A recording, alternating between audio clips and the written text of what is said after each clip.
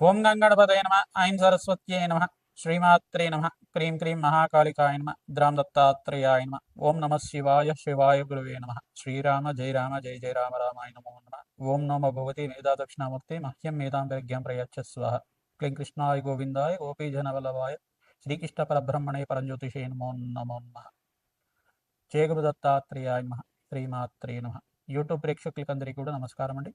నేను పాలపర్తి గురునాథ శర్మ జ్యోతిషం వాస్తు సిద్ధాంతిని మీకంతా కూడా గోచారరీత్యా గ్రహాల యొక్క స్థితిగతి సంయోగం వాటి ప్రభావం అంతా కూడా విశ్లేషణ చేయడం జరుగుతుంది. ప్రధానంగా ఈ రోజున చెప్పబోయే టాపిక్ ఏంటంటే కంటెంట్ అంతా కూడా 2026 ఆంగ్ల సంవత్సర ఫలితాల్లో భాగంగా శని రాహు కేతు మరియు బృహస్పతి యొక్క ఫలితాలంతా కూడా మేషాది ద్వాదశ రాశుల వాళ్ళకి ఎటువంటి ప్రభావం చూపిస్తుంది. ప్రధానంగా ఈ యొక్క 3 గ్రహాల కన్నా అత్యంత శుభమైన ఫలితాలు బృహస్పతి అంతా కూడా ఇచ్చే పరిస్థితి అంతా కూడా కలుస్తుంది. ప్రధానంగా చూసుకుంటే గోచారరీత్యా బృహస్పతి అంతా కూడా రాజయోగ కారకుడిగా మారబోతున్నారు. బృహస్పతి అంతా కూడా అనుగ్రహం వల్ల ఉచ్చస్థానంలో బృహస్పతి మార్పు అంతా కూడా రాజయోగ కారణంగా మారుతుంది. గోచారరీత్యా మేషాది ద్వాదశ రాశుల వాళ్ళకి ప్రధానంగా చూసుకుంటే గోచారరీత్యా గ్రహస్థితి అంతా కూడా ఈ రకంగా ఉంది. మీనంలో శని యొక్క సంచారం జరుగుతుంది.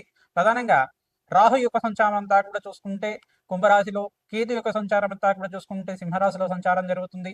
ప్రధానంగా గోచార చక్రవశాత్తు ప్రధానంగా ధనుస్సు రాశిలో అంతా కూడా చతుర్గ్రహ కూటమి జనవరి 1వ తారీఖు నుంచి ప్రారంభమయ్యి ప్రధానంగా సూర్య బుధ అంగారకుడు మరియు శుక్రుడి యొక్క కలియుగతోటి చతుర్గ్రహ కూటమితో ప్రారంభమవుతుంది.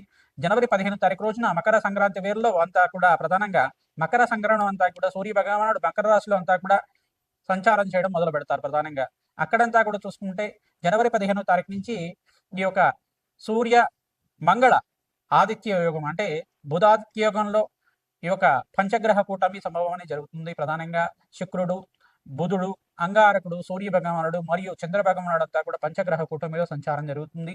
మరియు ఫిబ్రవరి 23 తర్వాత ప్రధానంగా చూసుకుంటే ఈ యొక్క కుంభరాశిలో అంతా కూడా రాహుతో పాటు 5 గ్రహాలన్నీ కూడా ఈ 5 గ్రహాలన్నీ కూడా సంచారం జరుగుతుంది. ప్రధానంగా చూసుకుంటే షష్టగ్రహ కూటమి అంతా కూడా సంభవం జరుగుతుంది ఫిబ్రవరి 23 ఆ తారీఖులో అంతా కూడా 2026లో. ప్రధానంగా ఈ యొక్క చతుర్గ్రహ కూటమి, త్రిగ్రహ కూటమి, పంచగ్రహ కూటమి, షష్టగ్రహ కూటమి అంతా కూడా గోచారరీత్యా ఉండే గ్రహాల యొక్క సంయోగము వాటికి భ్రమణం మేరకు మాత్రమే అంతా కూడా ప్రభావం చూపిస్తూ ఉంటాయి. మేషాది ద్వాదశ రాశులకి ఈ విధంగా ఈ యొక్క ఎటువంటి ఆర్థికమైన ఇబ్బందులు, ఈ యొక్క ఆర్థికమైన కష్టాలు కానీ, శ్రమతో కూడిన సంపాదన కానీ పెరగడానికి ఆస్కారం ఉంటుంది. ప్రథమార్థంలో జనవరి నుంచి ఏప్రిల్ 28వ తారీఖు దాకా, తర్వాత నుంచి ఏప్రిల్ 28వ తారీఖు తర్వాత సూర్య భగవానుడు అంతా కూడా ఉచ్చస్థానంలో మార్పు, బుధాదిత్య యోగంలో మార్పు, సూర్యమంగళ యోగంలో మార్పు అంతా కూడా అత్యంత శుభమైన ఫలితాలు ఇవ్వడానికి ఆస్కారం ఉంటుంది. మే 15వ తారీఖు తర్వాత నుంచి మీకు అంతా కూడా రాజయోగంగా చెప్పడం జరుగుతుంది. జూన్ 1వ తారీఖు నుంచి 14వ తారీఖు తర్వాత బృహస్పతి అంతా కూడా కర్కాటక రాశిలో ప్రవేశం చేస్తున్నారు. తద్వారా రాజయోగంగా మారుతుంది. ప్రధానంగా చూసుకుంటే మేషాది ద్వాదశ రాశుల వాళ్ళకి గ్రహస్థితి ఈ రకంగా ఉంది కావున మేషాది ద్వాదశ రాశుల వాళ్ళకి ఏ మాసంలో అంతా కూడా రాజయోగంగా ఉంటుంది. ఈ యొక్క గ్రహస్థితి దృష్టి కేంద్రం అంతా కూడా ఈ రకంగా ఉంటుంది. ప్రధానంగా శనీశ్వరుడు, రాహు, కేతు అంతా కూడా ఈ యొక్క వక్రదృష్టి అంతా కూడా ఈ రకంగా ఉంటుంది. బృహస్పతి మార్పు అంతా కూడా రాజయోగ కారణంగా ఏ రకంగా ఏ రాశి వాళ్ళకి యోగకరంగా ఉంటుంది. వివాహాది శుభకార్యాలు జరగడానికి కానీ, రాజయోగ కారణం కానీ, ధనయోగాలు సిద్ధించడానికి కానీ, ధనధాన్యాది సమృద్ధి కలగడానికి కానీ రాజయోగ కారకుడిగా బృహస్పతి అనుగ్రహం వల్ల ఎటువంటి రాజయోగాలు, ధనయోగాలు, విపరీత రాజయోగాలు అంతా కూడా సిద్ధించడానికి ఆస్కారం ఉంటుంది. అత్యంత శుభమైన ఫలితాలు ఇవ్వడానికి ఆస్కారం ఉంటుంది. నవగ్రహాల యొక్క అనుగ్రహం మేరకే మానవ జీవిత విధానం అంతా కూడా ఉంటుంది కావున ప్రధానంగా నవగ్రహాల అనుగ్రహం కోసం అంతా కూడా ప్రతినిత్యం కూడా నవగ్రహారాధన చేయడం శ్రేష్టమైన ఫలితాలు పొందుతూ ఉంటారు.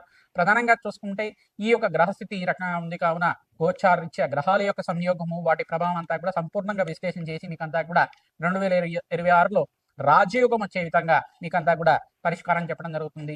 ప్రతినిత్యం కూడా మేషాది ద్వాదశ రాశి వాళ్ళు ఈ యొక్క నవగ్రహ ఆరాధన చేసుకోవడం ప్రధానంగా మీకు చెప్పబడే సూచనప్రాయంగా అంతా కూడా చెప్పడం జరుగుతుంది. నవగ్రహ ఆరాధనలో భాగంగా మీరు ప్రతినిత్యం కూడా నవగ్రహ దేవతలకంతా కూడా ప్రదక్షిణాలు ఆచరించండి.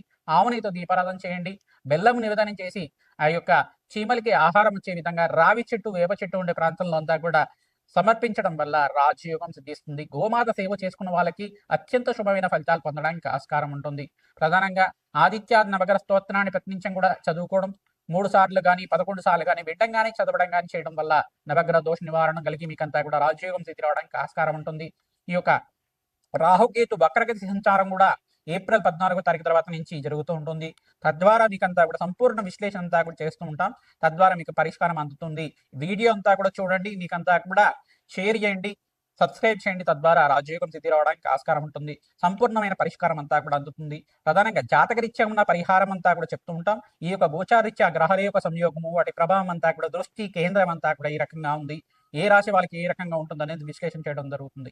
శ్రీమాత్రే నమః. తులారాశి జాతకులకి 2026 ఆంగ్ల సంవత్సర ఫలితాల భాగంగా ఈ యొక్క గ్రహాల యొక్క స్థితిగతి ఏ రకంగా ప్రభావం చూపిస్తుందో విశ్లేషణ చేయడం జరుగుతుంది. ప్రత్యేకంగా శనీశ్వరుడు, రాహు, కేతు, బృహస్పతి యొక్క సంచారం అంతా కూడా ఏ రకంగా ప్రభావం చూపిస్తుందో విశ్లేషణ చేయడం జరుగుతుంది.